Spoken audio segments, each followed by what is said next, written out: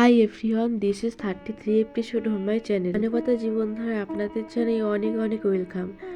এই যে নিচের দিকে দেখুন আর একজনের অবস্থা, ও যে কি মনে করে আমাকে আমি তাই বুঝতে পারি না। আমার হাত রাখিয়ে বসে বসে খেয়ে যাচ্ছি, তা প্রথম থেকে দেখছি ওটাই ওর ভালোবাসা।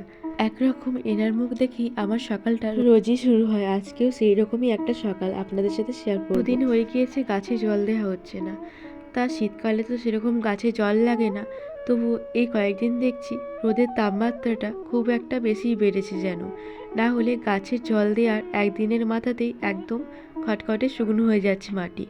তা ভাবলাম আজকে যখন সকালবেলাটা ফ্রি আছি, পড়াও নেই, তাহলে গাছে জলগুলো আগে ছাদ বাগানে দিয়ে দেওয়া যাক। আপনাদের তো আগের পর্বে দেখিয়েছিলাম একটা রেড কালারের ডালিয়া ফুল হয়েছিল, এই যে দেখুন, দেখতে পেলেন না, যেটা জল দিচ্ছিলাম এক্ষুনি।